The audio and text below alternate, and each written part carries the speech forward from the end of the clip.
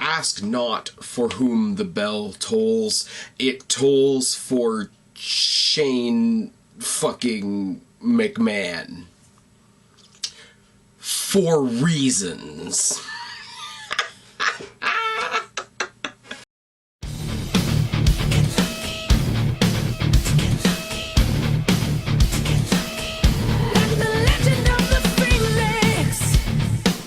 What's going on, everybody? It's your buddy, it's your pal Spaz, Phoenix, the YWC Reality Check, here with your post-Fastlane February 22nd Raw review. Didn't do a tackle for Fastlane, just things with myself and Guapo and Kristen didn't quite work out, so unfortunately that didn't happen. Tackle will return for Wrestlemania. There may be one or two other familiar faces on that video if I can work it out. Fastlane, people are shitting on it, obviously, because Roman won, so you're not allowed to like the show. The main event, up until the end of the match, was cool.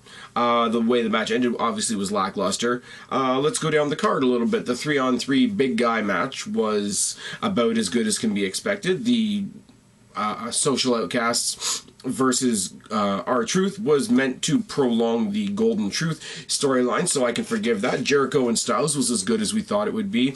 The tag team champions being interviewed by Edge and Christian ended up being nothing. Both women's matches I thought were great. I agree with Becky and Sasha winning. I don't agree with Charlotte winning, but that's because I'm one of the few people left on the planet with the balls to actually cheer for the Bellas. I agree that the U.S. title match belonged on the card. It was a great match. The psychology of the best of three falls, so we sacrificed the first fall to injure our opponent. Great story told there. The Intercontinental Championship match, which most people won't like because YWC 101 says you can't like a match that you've seen before, was one of the best matches of the night. Now, three disappointments for me. Three rumors that I heard. One was that Goldberg was coming back, and I have to say I would have just laughed at that. Two was that Sami Zayn was going to re-debut on the main roster and maybe interfere in the Kevin Owens scenario, which I really did think was going to happen when he really prolonged his post-match bragging session. And three was that Edge and Christian were going to be used to introduce Enzo and Cass and have them go against the New Day. None of those things happened, but here's the deal. Here's the deal, and here's what I say to other people that are disappointed that those things don't happen. Those rumors came from dirt sheets. You can't really be pissed at the WWE for not fulfilling a promise that was made by a dirt sheet. It's kind of like people that were pissed off that the New Day wasn't the new Nation of Domination. WWE never claimed it was the new Nation of Domination. Everybody in the YWC just decided that's what it should be. And WWE didn't book their story, so it was bad. And look where you are with the New Day now. I'm just saying. Going into this Raw tonight, I didn't see the pre-show. I didn't see the WWE Network pre-show, I'm not going to lie. But I did see, all over social media, Facebook, Twitter, etc., the videotaped beatdown of Brock Lesnar on Dean Ambrose. He's pissed off because Dean Ambrose had to resort to a weapon to win the match. He's also having a laugh at the same time because Ambrose picking up that weapon was ultimately his demise. He raised the chair to receive a spear from Roman Reigns, and now neither one of them are going to the main event at WrestleMania. So we start the show tonight with a recap of the Fastlane main event and a recap of that beatdown. But then we have, last week when they announced that they were going to do the Vincent J. McMahon Legacy of Excellence Award, figured one of two things. This was going to be another thing added to the Hall of Fame ceremony like the Warrior Award was, and it's going to be a legitimate thing, or it's going to be used to advance a storyline. So out comes Vince McMahon. He says, "We will never forget tonight. This is the first ever Vincent J. McMahon Legacy of Excellence Award." Talks about the McMahon legacy in wrestling ad nauseum for a long-ass time. He talks about how his dad was a warm, good-hearted soul. The first recipient of this award has to be, the cunning, cutthroat businessman, but also have a warm-hearted soul. So obviously he's presenting it to Stephanie McMahon. Yeah, storyline. Stephanie gushes, crying, mocking the crowd, and gives a shout out to her husband Triple H, the champion, the CEO, and the one who has been running the company with her for the past little while. She's interrupted by Shane McMahon. Now, I do have to say, between Shane's entrance music and Stephanie McMahon's entrance music, and by contrast to their actual characters, the McMahons are the whitest people on TV. This is just a fact. Shane McMahon, with his white hair and his sort of casual suit and the bright red running shoes, and he's still doing his little two-step with the little thing that he does, and it's all good. The shoes killed me. The shoes, I popped for the shoes the way I'm sure WWE wanted me to pop for Naomi's light-up shoes. But here's the thing. Stands in the ring for a long time and really soaks up the crowd, because the crowd gives him yes chants, the crowd gives him holy shit chants, the crowd gives him this is awesome chants, and then the crowd settles on Shane O'Mac chants. Vince, trying to shake off the shock, tries to hug his son.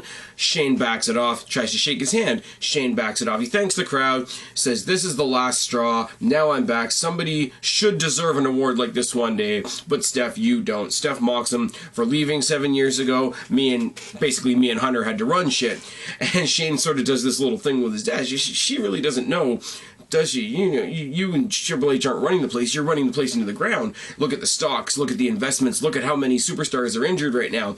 I took a leave. I made a deal with Dad, but I didn't lose my place in line.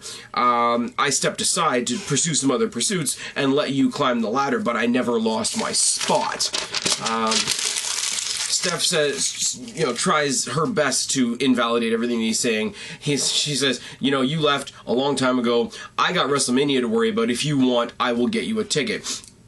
Shane makes Vince admit that Shane is the next one in line, not Stephanie. He says it's best for business, kicks her out of the ring, etc. Steph does the na hey goodbye as she leaves. Shane talks about the generations, how Vince's grandfather, Vince's father, Vince himself, Shane being fourth generation, his 3 kids that he named that I didn't write down the names of because I don't really care, would be the 5th generation. He wanted to make sure WWE would go on for a 6th, 7th, 8th generation. He says, at the end of the day, I don't want a paycheck. I don't want you to pay me off so I can leave again. I want control of Raw. And then in the banter back and forth, Vince basically spells out what Shane wants to say. And, whoever runs Raw basically runs the WWE. Vince says, I lost my place. That's what happened there. I will let you have Raw if you give me one match. One opponent, one time, one date of my choosing, which gets a really big "you still got it" chant from the crowd, which makes me smile. Shane accepts. Vince drops bomb after bomb on him. Your match is at WrestleMania. 1. Against The Undertaker. 2. In Hell in a Cell. 3. And I'm sitting here, ladies and gentlemen, I love wrestling, I do, but I'm sitting here saying, okay, this is for shock and effect. This isn't actually happening. Ladies and gentlemen, this is actually happening. Who remembers all the matches that Shane McMahon had with guys like Steve Blackman, ring generals like Kurt Angle, guys like The Big Show, guys that electrocuted his nuts like Kane? You're going to go... with Shawn Michaels retired, you're going to go to WrestleMania versus the only Mr. WrestleMania we have left in one of his matches. This is going to be a car wreck. And no, it's not going to be good. And no, there are 100 other people that could face The Undertaker. And no, there's 100 other ways you could stick Shane McMahon into WrestleMania that would make a lot more sense. But you know what, guys? I do have to say this. At the end of the day, purely for the car crash aspect of it, for the this is going to be a clusterfuck aspect of it, I'm actually, love me, hate me, or hang me, looking forward to this match because I'm going to laugh. I'm going to laugh not because of anything that happens in the match, not because of whether the match is good or not because of what anything Undertaker or Shane or the crowd or the announcers or anybody else is going to do. I'm going to laugh literally at the fact that this match is happening. Oh yes, and because my TV was on a bit of a delay tonight, I want to send a shout out to my buddy James, Fear the Spear 1990, you should go check him out if you haven't, who sent me a message on Facebook. What do you think about Shane O'Mac's return? before Shane O'Mac appeared on my screen. So thanks for that, James. Anyways, the first match of the night as we move along down the line is Neville and the Lucha Dragons, which is a team I really like, versus the New Day, which is the team I wanted them to face, which is good.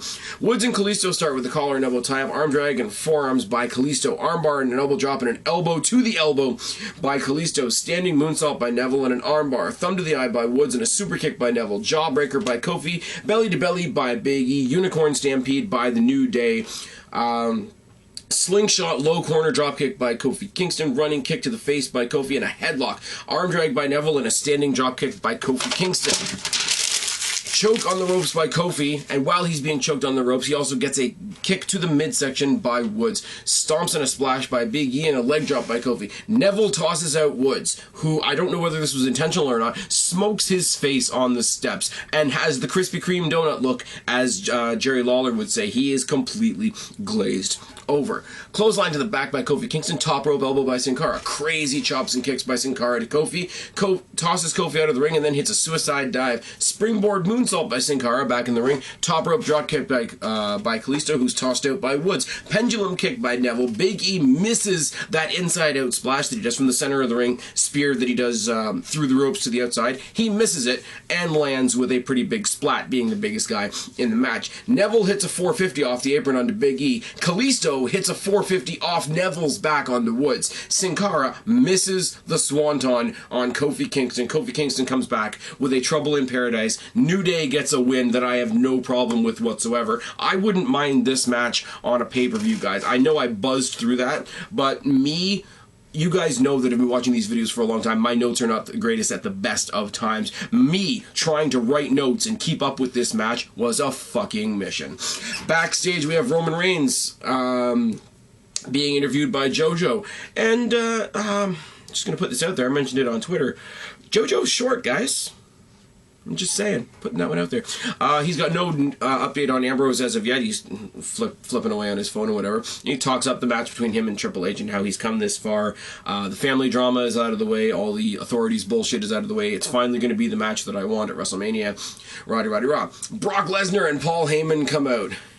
Announces that this is the main event of the evening, because any segment that Brock is in is the main event of the evening. Talks about last night, talks about how Brock was seconds away from making Roman Reigns tap out, basically indicating that Dean Ambrose robbed Brock Lesnar by participating in the match, which is good. Dean needed a weapon, but now Dean is just pissed off Brock. Brock is out of the main event, and now Dean is out of WrestleMania altogether. Sort of a sarcastic, you're welcome to the crowd. My client needs a new opponent. And then there's a long pause because somebody missed their cue on this one. But Lesnar and Heyman are just kind of sat there, and they have this momentary, like, there's something supposed to be happening now, look on their face. But eventually we hear the familiar sound of Dean Ambrose driving an ambulance. He pulls himself from the ambulance, stumbling, crawling, falling down the rampway, basically crawls to Brock Lesnar's feet. And Brock Lesnar steps on his face as he leaves. He does the, I've mentioned a couple times now with Dean Ambrose, I compare it to the ladder match that Jeff Hardy and The Undertaker had on Raw many, many moons ago, where Undertaker won the match, obviously, but a broken and busted Jeff Hardy grabs the mic and says, you know, I'm still breathing, dead man, you haven't killed me. Basically, it's the same as that, and basically Ambrose says he wants to go back to Suplex City. He wants Brock Lesnar. He wants Brock Lesnar at WrestleMania in a no-holds-barred match. Now, this is fantastic for me because the debate has been running for weeks and weeks and weeks that nobody wanted to see the Bray Wyatt versus Brock Lesnar match, which they were heavily hinting earlier in the year, and I'm okay with that. You have somebody you'd rather see Brock Lesnar face. So all the people put all their little polls up and all their little, you know, fan interaction videos about who would you rather Brock face at WrestleMania, Bray Wyatt or Dean Ambrose. But here's the thing once again with wrestling fans that just look for something to bitch about. Because if they had gotten Bray Wyatt, they would have complained that WWE isn't using Dean Ambrose properly. Now that we're getting Lesnar versus Wyatt, now they're going to complain that they're not using Bray Wyatt properly. So they're going to complain that they're not getting the match that they were complaining about maybe 48 hours ago. Just putting that one out there. Wrestling fans are fickle, and very, very immature sometimes. But this is awesome. I have no problem with this whatsoever. Like I say, the first Raw following up on Fastlane, there is WWE March to WrestleMania, which I'm going to keep mentioning because it's in Toronto, it's at the Rico, and I'm going to be there, which is fantastic. So of course I'm going to keep mentioning it. I have mentioned before, once or twice, that I went to WrestleMania 18. Haven't I on this channel? Maybe. If I haven't mentioned it, hey guys, I was at WrestleMania 18. I saw Hogan Rock live. But I will mention once or twice that I will be going to WWE March to WrestleMania live on the WWE Network for only $9.99. You might see my pretty sexy face. Oh yes, but there's no more pay-per-views leading up to WrestleMania. So this is the first Raw kicking off the actual road to WrestleMania. So we're doing good. We're doing good so far. People will find reasons to bitch, but that's okay. Usos versus the Ascension gets delayed because the Dudleys have to come out and cut a really sarcastic promo on the Usos. Basically, don't take what happened 2 weeks ago personally. You were in the wrong place. We were at the wrong time. We had to remind you and everybody else that we are the best, and rah.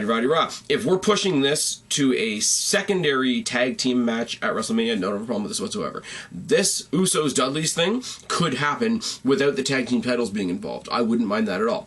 You have this match, you have a tag team title match, maybe New Day and Enzo and Cass, maybe not, maybe somebody else. Lucha Dragons, maybe, if Kalisto's not still the United States champion, but whatever. This match is going to happen. It hasn't been announced yet. I'm calling it now. This match is happening, and I have no problem with that whatsoever. But the Usos are facing the Ascension. While this promo is going on with the Dudleys, we get a cheap shot by the Ascension. Running knee by Victor on Jimmy and a boot by Connor. Slam by Victor, and a double arm lock, double underhook. Double arm lock, which is a pretty nice, decent looking move. It's the Ascension getting some offense. When was the last time we saw that? But it doesn't last very long. Boots, an uppercut, and a Samoan drop by Jay. Enzuigiri, super kick, double super kick, and a splash, and the Usos get the win. Usos get to show what they do. Ascension gets to look better than they usually do, but that really doesn't say much. Jericho comes out, cuts a promo, puts over AJ Styles, calls out AJ Styles. Styles comes out, says the people seem to like Styles and Jericho. Congrats, you belong in the WWE. You're not just good, you're not just great, you're phenomenal. Social outcasts come out, mock everything. They say they're a better team than Styles and Jericho, who aren't a team. So yay.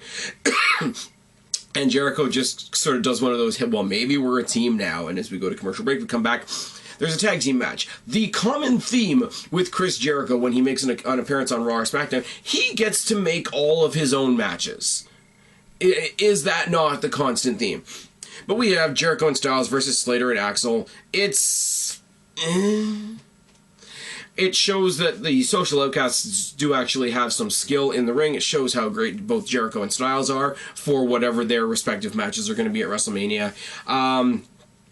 Jericho locks in the walls of Jericho on Axel. AJ Styles blocks off all interference by hitting a forearm on Slater and then hitting a dive to the outside on Slater, Rose, and Dallas. Axel taps to the walls of Jericho, and AJ Styles get the win, or AJ2J, or Y2AJ, or whatever the hell they're calling themselves. Now, I don't know what Jericho's doing at WrestleMania, but I have heard that the big rumor is that AJ Styles is going to face Kevin Owens for the Intercontinental Championship. I don't have a problem with the match. I don't think AJ Styles needs a title match this quickly, is what I'll say about that. So it'll be interesting. I have said for quite a while, my dream match for WrestleMania would be take one feud from ROH, one feud from TNA, put them together in one match, have Sami Zayn... Sorry, guys. Have Sami Zayn and AJ Styles versus Kevin Owens and Samoa Joe.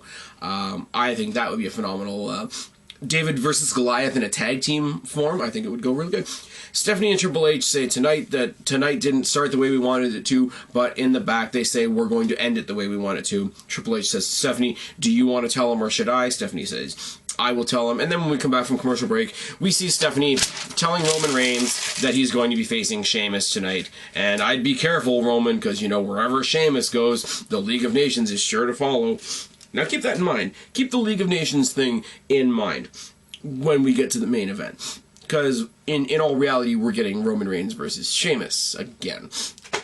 We have another segment in the back with R-Truth and Goldust, going off of the thing we had last night. Yeah, the R-Truth versus Curtis Axel last night at the pay-per-view was a throwaway match, but it was a segment to prolong this Golden Truth story.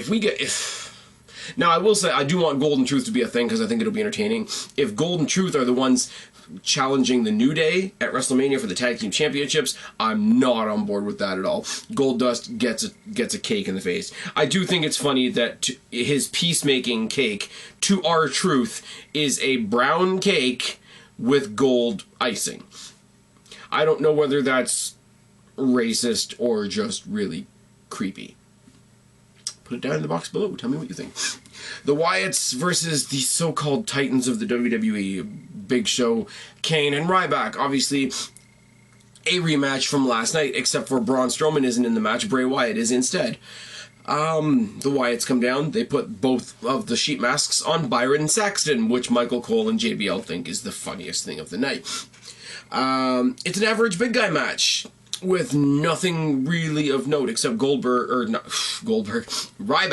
trying to show off that he's got an expanding repertoire of moves and offense and all that sort of thing, which he is in a way. Ryback, because this crowd is awesome, I haven't mentioned this, but this crowd's been awesome all night, they give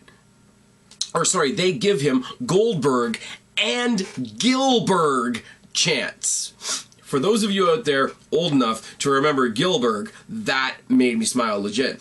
Kane is about to get the win with a chokeslam when Ryback fucks off. And that's enough to distract, and Sister Abigail gets the win for the Wyatts. The Wyatts get their win back on Raw after losing at another pay-per-view. I don't know what this is supposed to do for anybody. Ryback cuts a semi-heel promo in the back. It's nothing personal against Big Show and Kane. I just need to go out on my own. I'm sick of tag team matches. I'm going to do things the way I want to do it. That's the end of that story. I don't care. And it went 2 segments, and it was just... But we do get to have some fun, because up next we have Sasha Banks versus Naomi. So because I'm a nice guy, you guys know me. I'm a nice guy. So it's another round of Let's Give Naomi a Chance. Okay, you ready to play? We playing along with home? You got a piece of paper? Everything's down? Collar and elbow tie-up and a headlock by Sasha and an abdominal stretch. 2 kicks and some punches by Naomi, because those are hard. We get a cheap shot by Naomi and we go to commercial break. But when we come back from the commercial break, we get a nice Beal by the hair by Sasha and some stiff forearms.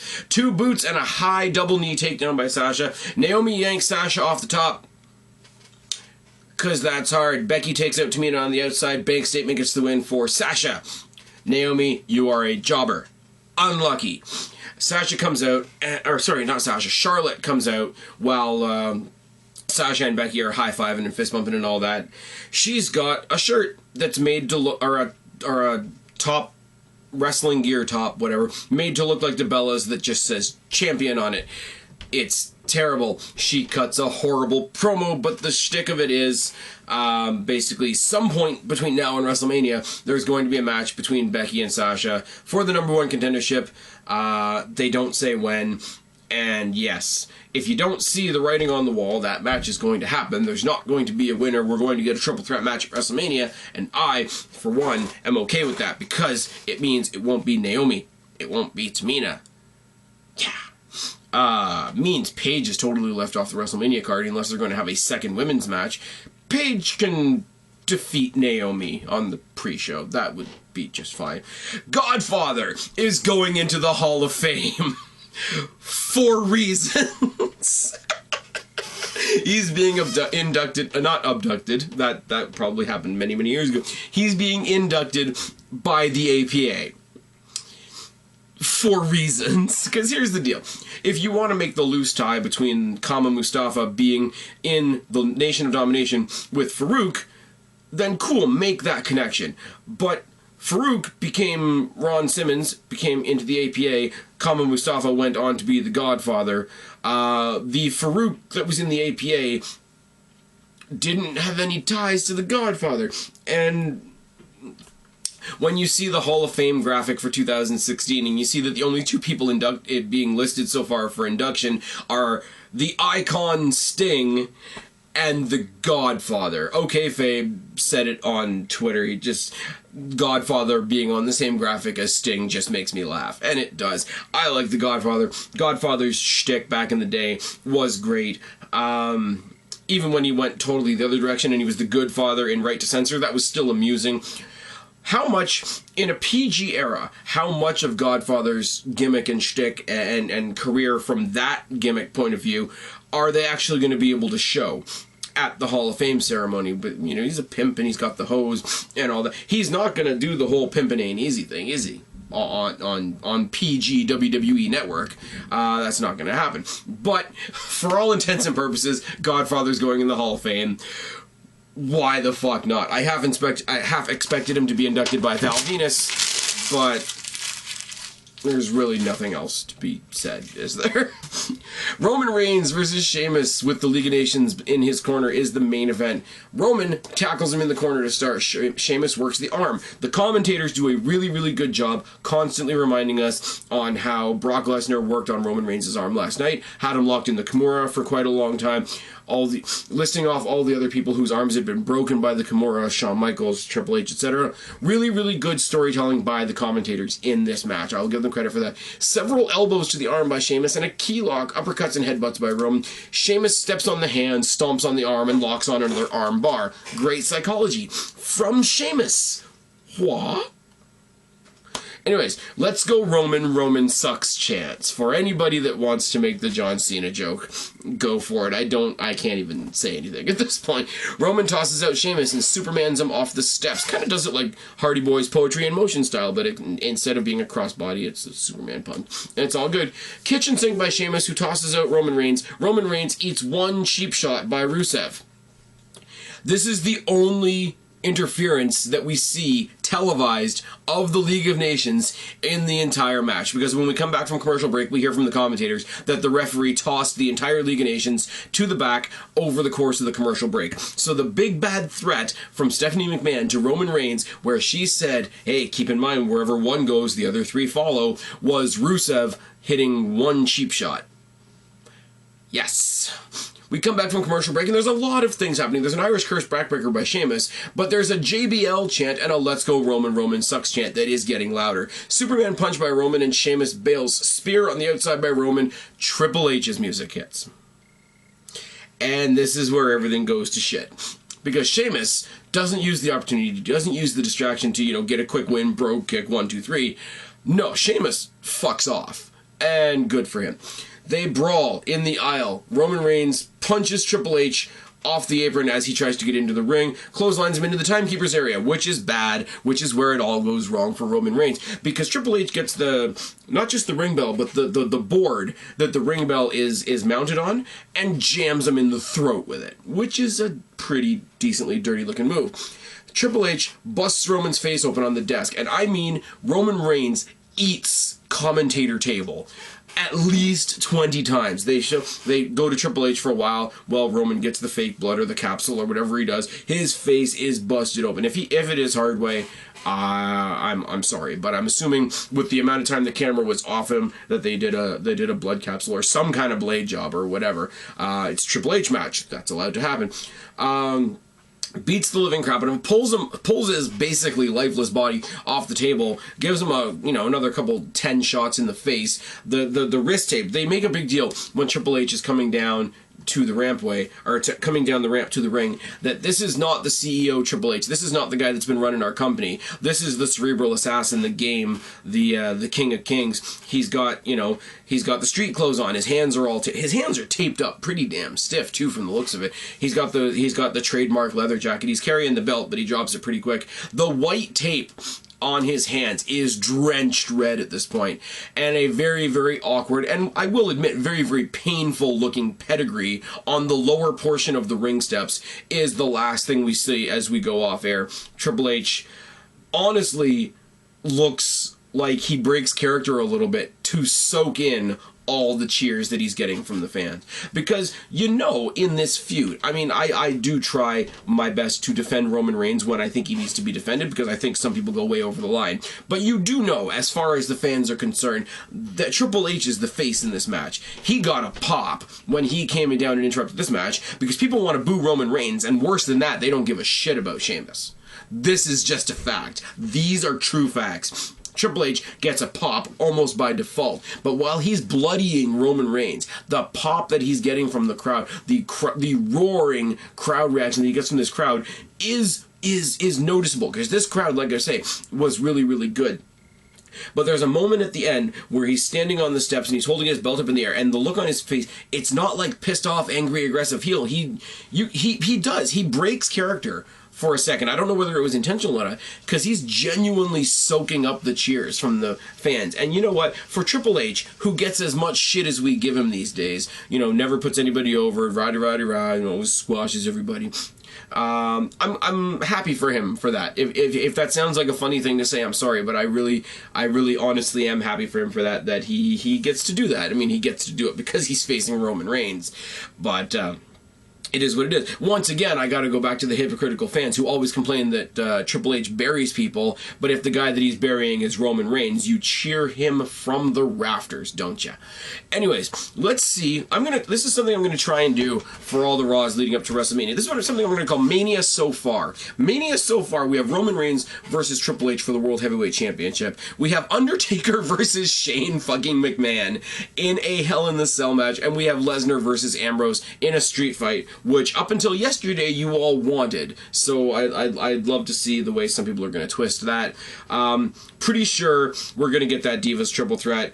Pretty sure we're going to get the Usos versus the Dudleys. Don't know what the New Day are going to do yet. We don't know what the mid-card titles are doing yet. I already told you what I want Owens and Styles to do, but that's just on my own personal fantasy booking. As far as the first Raw to send us into the actual last legs before WrestleMania, guys, this one wasn't too bad at all. There wasn't a lot of wrestling. I will say, there wasn't a lot of wrestling that really mattered on this show, but there was a lot of build. And the matches that were good were good.